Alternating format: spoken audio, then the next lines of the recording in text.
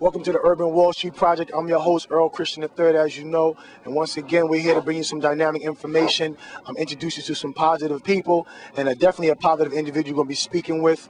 If you know, the Urban Wall Street is all about economic empowerment for urban America, financial literacy, and really positioning ourselves so that we can be viable assets to ourselves, our friends, and our communities.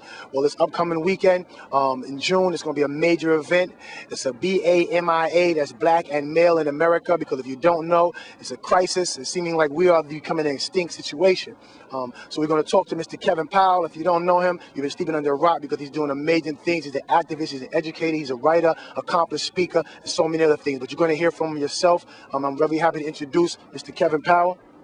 Peace. How are you, brother? Nice to see you. Respect, brother. You know what I'm Respect, saying? respect. Y'all in the mighty Brooklyn. You know, I know you're based in the Bronx, but it's good to be here in Brooklyn. You know what I'm saying? I know you said you was born out here first. Yeah, definitely born and raised in Bushwick, Brooklyn, you know, so Brooklyn is my second home, and it feels good to come out and talk to a brother. So I know we got this major weekend coming up. Like I said, it's the BAMIA, Black and Male in America, and it's the follow-up to your 2004 movement. Let's talk a little bit about it, Kevin. Well, you know, so as you were saying, it's a serious crisis happening with young brothers around the country, man, really globally. And it's like we're talking about issues around violence, around unemployment. A lot of brothers, you know, rolling with street organizations now. Some folks call them gangs. You know, the whole issue that keeps coming up around fathers and fatherlessness, etc.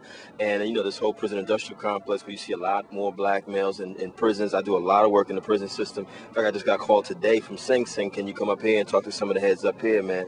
And so, you know, and I've seen the drop off since we were in college back in the day. Like when we were in college, brothers were representing in organizations, etc. Man, I go to schools now, it's like 10, 15, 20 sisters to one brother, man. And I don't think this stuff is coincidental. Clearly, a lot of stuff has happened over the last 20, 25 years. You know, federal government programs have been cut. You know, a lot of the after-school programs that we made came up with, a lot of the art programs, etc. And, you know, we know what crack did to our communities, the proliferation of guns, man. And so we're at a state now, man, where I feel like if we don't do something, brother, you know, when we talk about where black males are going to be 50 years from now, 100 years from now, not just here in America, but globally, because I've been calls from the ambassador of Antigua and Barbuda in the Caribbean. I've been getting calls from people in Gambia, West Africa, like, yo, we got the same issues here. You know what I'm saying? You know, that we got to step up. And as you know, our history is black males: Frederick Douglass, Marcus Garvey, Malcolm X, Dr. King, George Jackson, a long list of Kwame Nkrumah, Nelson Mandela. You know, our tradition is to produce some warriors, some serious heads that are representing. And all we're saying to brothers is that, man, even in the face of the oppression, the racism, the marginalization, you know, we've got to do some things for ourselves to turn this thing around. You know what I mean? Exactly, and that's so poignant, Kevin, because that's what I talk about on our show. It's all about creating economic infrastructure. The Urban Wall Street Project is basically inspired by the Black Wall Street of the early 1900s, and it let them know. Tulsa, Oklahoma, they let them know 1921 it was destroyed and omitted completely, seemingly obliterated from the history books. But this was a community of people. You know, it's about 15,000 individuals in a 36 square blocks, and not just black, Native American, Jews, all working together for the common goal. And it showed me and it showed America that we people of color can have an economic infrastructure and we can develop it. Because, you know, sometimes, and that leads to the argument, is segregation a good or a bad thing? You know, we all have our ways, but it's seeming like before we were integrated, we were more unified, you know what I'm saying? And I've said that I have an argument, and more ownership, and that's something to talk about. And I want you to expound upon that. You know, ownership is so key. I have a show that I actually talked about ownership and why it's such a key component to wealth and us becoming a stable community. I'd like to know your take on that. Well, let me say it a couple ways. I want to definitely appeal to your audience because this is real. You're looking at someone who's a product of a single-parent household raised by my mom's by herself. You know, my mother only had a grade school education. She came up from the South, and she was struggling up here in the North. Half my relatives settled in Jersey, where I was born, Jersey City. Half of them, a lot of them actually settled in the BX, man. You know what I'm saying? We're in the Bronx when hip-hop was being born. Right. You know, and I grew up poor, man, tremendously poor. Welfare, food stamps, rats, roaches, the whole 9 yards, government cheese. Some of y'all know what I'm talking about. It's real talk, you know what I mean?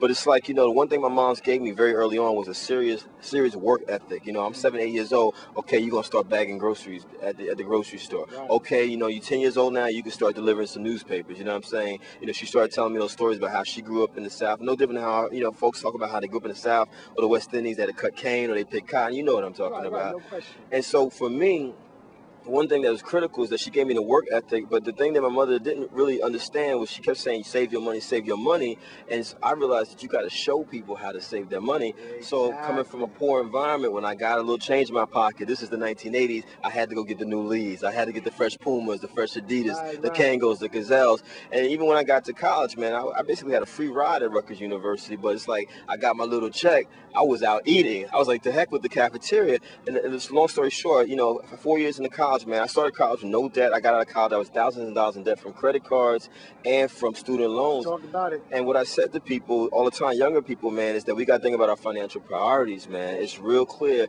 And so, you know, it's like, it was real embarrassing for me. And I'll tell you a funny story. Some people know that I was a staff member, final staff member of Vibe magazine, and I also happened to be on a little show on MTV that we ain't gonna mention here, you know what I'm saying? But I had a little bit of notoriety in my early 20s, and I got called into court because I defaulted on my student loans. I was embarrassed financially, you know what I'm saying? And you know, wasn't a wake-up call that I needed, because I remember through the 90s, you know, a lot of us made money. There was the dot-coms, a lot of cats was caking off in the industry and everything. By the time I was 30, I was completely broke and had no job. One thing I had to show for was a computer and a stereo system. You know what I'm saying? I understand, brother. And you know, and it's like when I think about it, like we're staying on the roof of a condo building. I own property in here now. You know what I mean? But I remember 10, 11 years ago, I looked at a condo right by Fort Greene Park that was 90 G's, and I was like, what do I need this for? I got an apartment. I'm good. Right. Man. And that's we talking about that financial, that illiteracy aspect. It was so bad, brother. I remember working at Vibe magazine when they were owned by Time Warner. The accountant for the office was saying, you know, we're gonna make sure we take money out for your 401k. I was like, 401k? Son, put my money back in my check. You know what I mean? No doubt. But she ignored me, and so when my career at Vibe was over, I had some change to live off of. You know what I mean? Because she understood, you know what? He might be all right as a writer, but he's really financially illiterate. Right. And so the point I'm getting at is, like, my priorities, you know, as you know, in the industry, you've been in the industry as well, we get kind of twisted, man. You want to floss, you at the club, you buying the liquor, you sitting in VIP, you got the drive, the car service. Man, property or own your own business or both.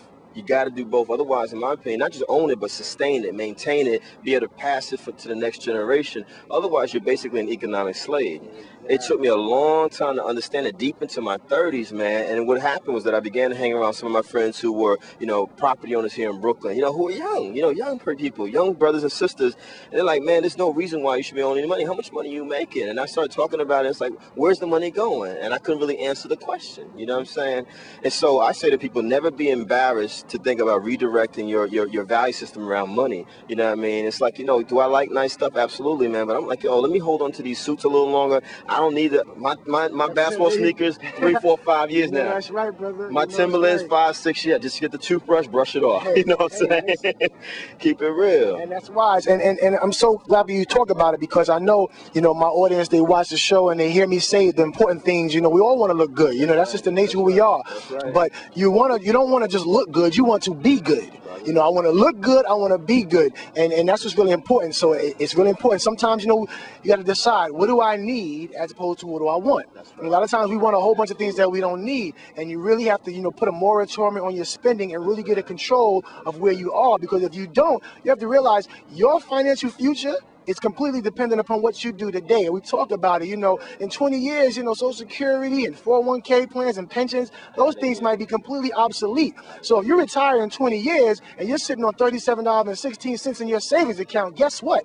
That might be your retirement package. So you really might want to pay close attention to what we're trying to let you know, because we wouldn't be telling it to you if you didn't need to know it. You might not be able to eat at White Castle in 20 years with that. You know what I'm saying? Well, White Castle might be out of question. Now, what I want to get to, you know, we talked a little bit about you. Yeah, I definitely want to talk about, you know, the upcoming conference, and hopefully my people, if you're seeing this, it's the upcoming conference. If you're catching us later, the conference occurred June 15th through 17th, but it's a beautiful thing. You'll be able to see the information. Of course, you'll be able to check this out 24/7 online. We're going to talk to Kevin about the inspiration behind not only this current project that's going on this year, but the 2004 movement which sparked this whole revolution. Let's talk about the 2004 function for those who are not familiar. Well, you know, back in 03, 04 was the beginning of this whole new wave of interest in talking about the state of black males. I remember it had happened in the early 1990s, man, where you saw people having these summits and things, and it kind of died off. All of a sudden, you saw in 03, 04 Congressional Black Caucus, Goldman Sachs has been doing stuff, Sullivan Cromwell, big law firm,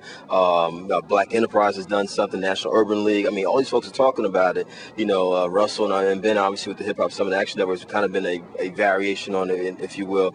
And so we decided, you know what, we wanted to do something that was really coming from the hip-hop generational perspective. And so we decided to put together a tour.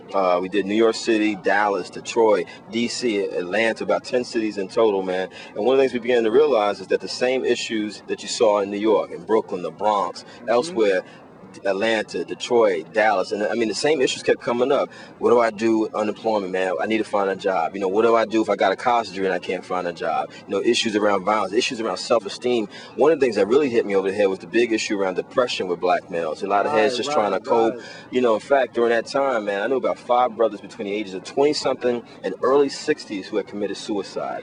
You know what I mean? In fact, the brother who wrote the music for that famous song, Young, Gifted, and Black, killed himself, who had worked with Nina Simone. And so, you know, you saw this pattern, man, and we realized that a lot of folks were not really speaking to the concerns of black males, man. And I know when we were coming up, you know, we had the 5% Nation of Gods and Earths. You know, I used to be a member of the Nation of Islam. And even if you weren't in the 5% of the nation, you were influenced by it. Right, you still kind of exactly. Some of the language, exactly. You know what I'm those of us who say peace to this day, if you don't eat pork to this day, where do we get it from? You know what I'm saying?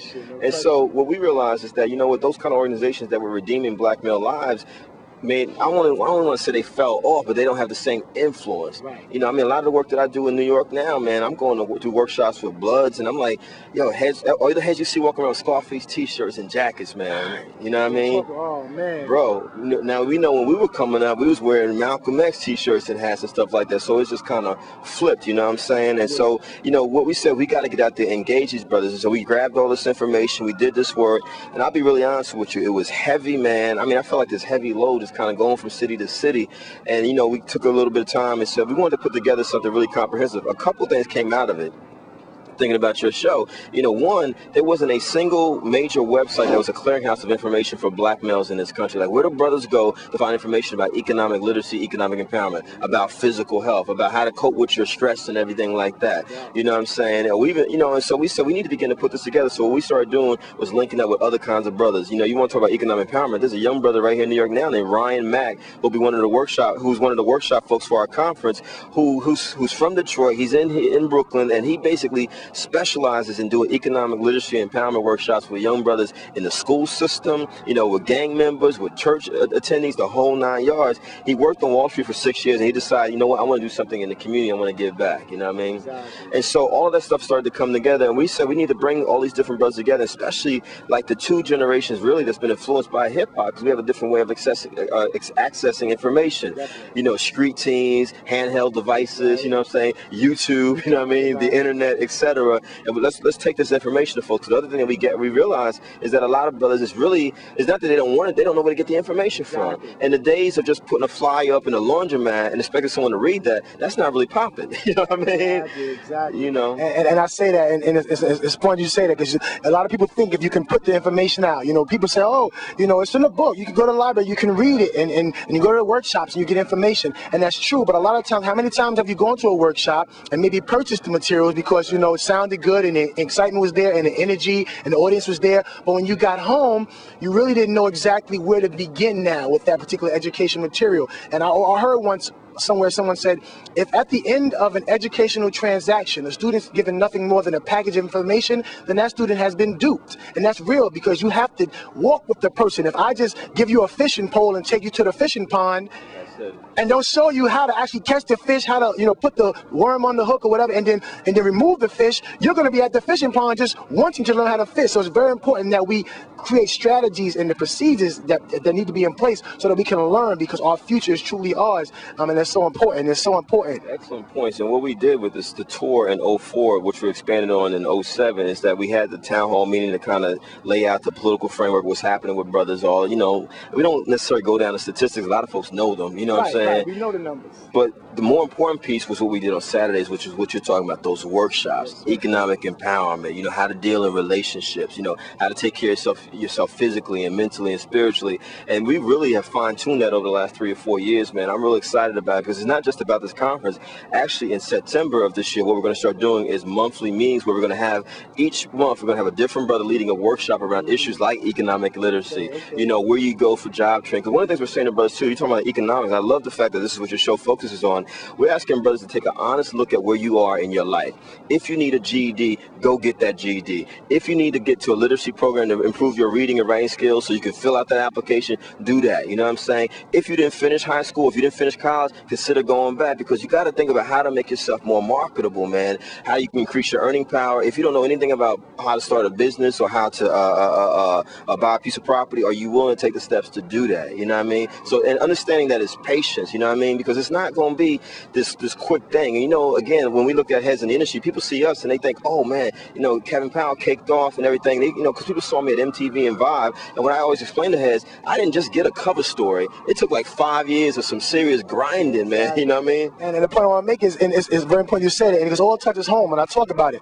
What did Kevin just say? When you see him now, this is the product, but this is the product of 10, 15, or 20-year process. And that's what people don't realize. The process is much more important than the product, because without the process or effective manipulation and utilization of the process, the product will not be of any substance. So it's very important. You can't become a millionaire without learning what a millionaire does. You cannot become a established writer before you learn how to write. So the process is very important, and that's what we talk about. You have to learn the process of saving, the process of wealth, the process of risk, the process of getting your mental and your emotional health stable. It's all connected, man. I mean, I'm gonna be real honest with y'all, because the whole thing that we do around Black men is real talk. You know what I mean? I don't drink anymore. All I drink is water. I don't smoke. I don't do anything. But I'm gonna tell you, when I was, you know, deep in the industry game, mad amounts of money was spent on just going out, buying liquor, the whole 9 yards. That's money that I could have been using and saving and flipping and investing. You know what I mean? And I always say to heads, man, it's like, yo, that pack of cigarettes is $8, $9, $10. You know what I'm saying?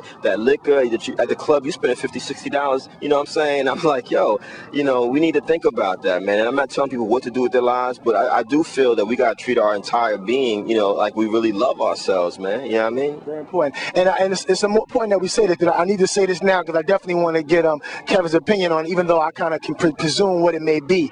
Talking about economic empowerment, one of the things with the Urban Wall Street Project is about, the main goal is maximizing the urban dollar. But see, I recognize that the African American Latino community, we spend $1.2 trillion annually, yet our communities don't nearly reflect that type of spending, okay? So I recently partnered with a major telecom company. Got broadband. A lot of technology is changing, and unfortunately, we always the last. Broadband and that phone service. Whether you have it now, you have it or you don't. In 5, 10 years, everyone will have it because that's technology. The original way the phone was used with telephone wires, that's going to be gone. We can remember back in the days where it was always telephone poles up and down the streets, but you don't see them as much anymore. So what I did, Kevin, I said, yo, I'm thinking about how much money Verizon, for example, makes. I said, if you took the Bronx, because when I was talking to the Bronx, let's talk about how we can maximize our telecom dollar if we put ourselves in that position. In the Bronx, Kevin, you figure 1.5 documented resident, 1.5 million. So you imagine if 500,000 of those people are paying Verizon a phone bill. Now, this is an urban community.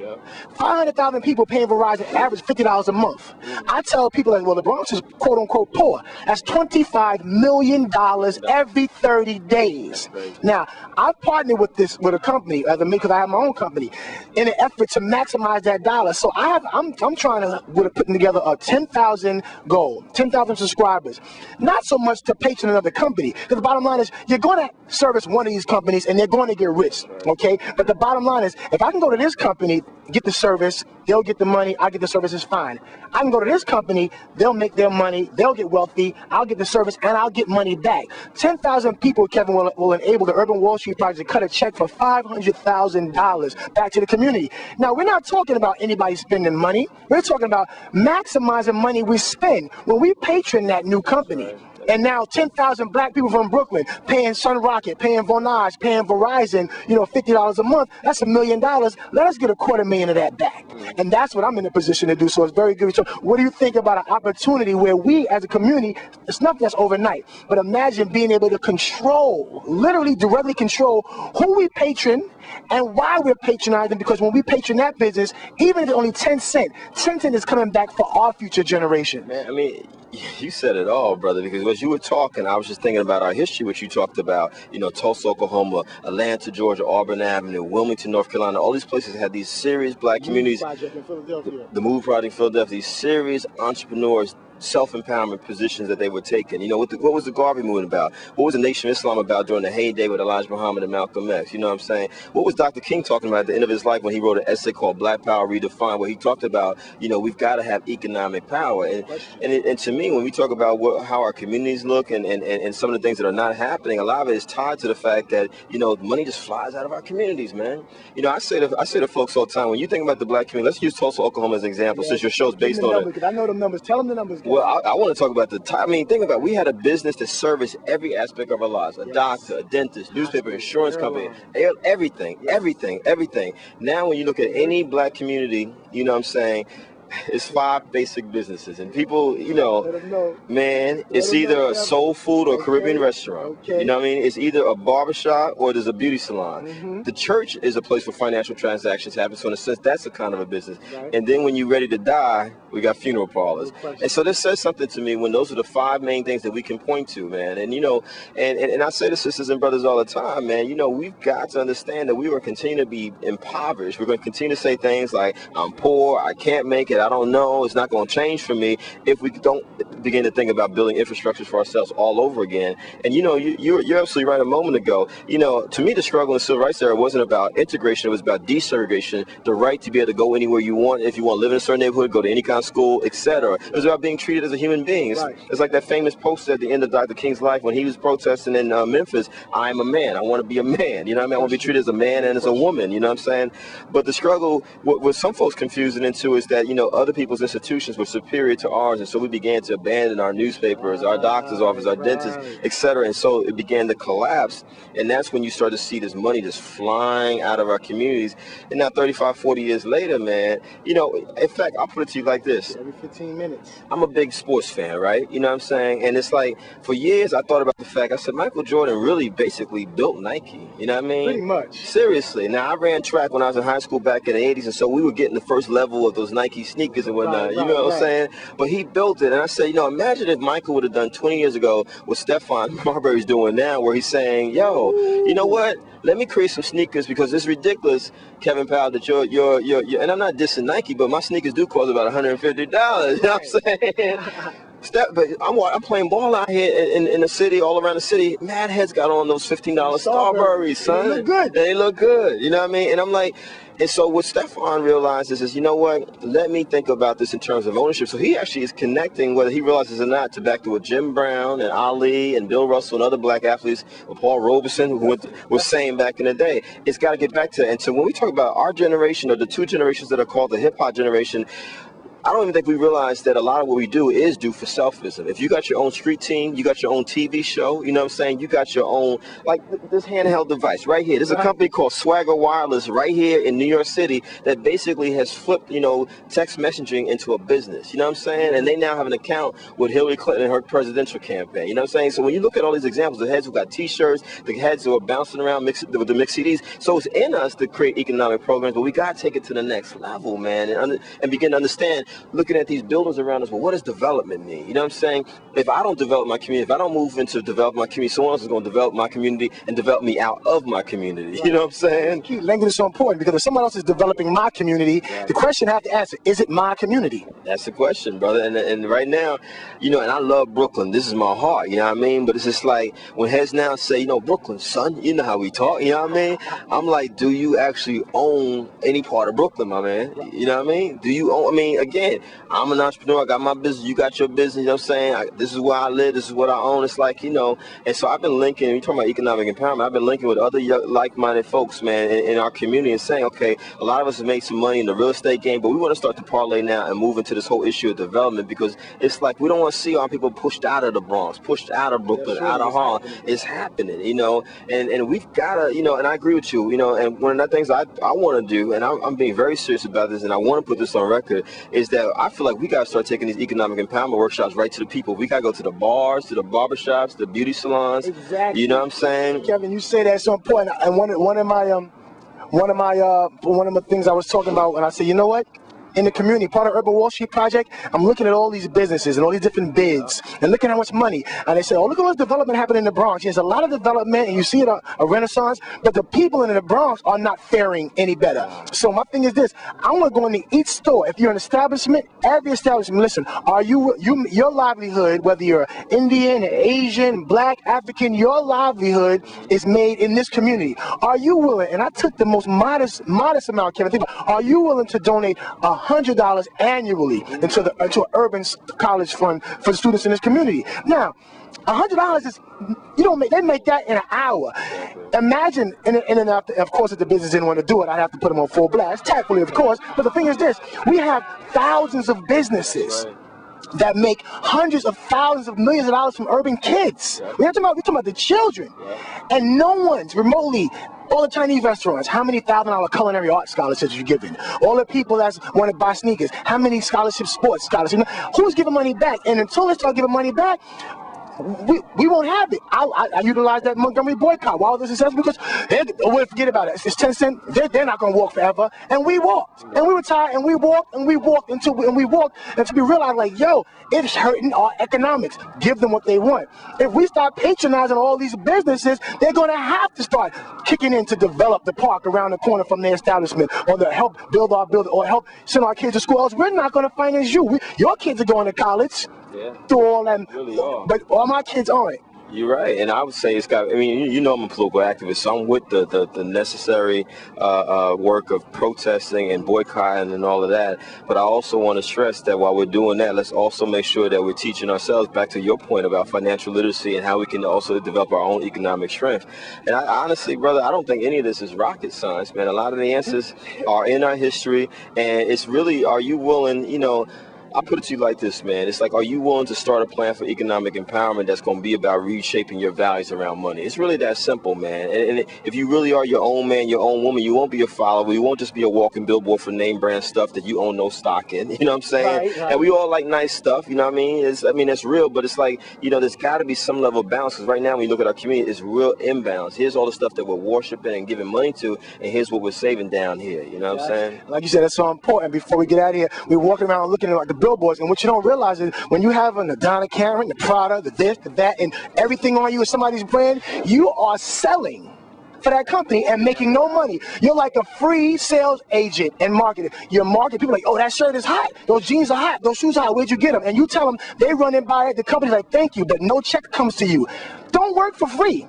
If you're going to wear clothes, get a check behind it. If you don't, you know what I'm saying?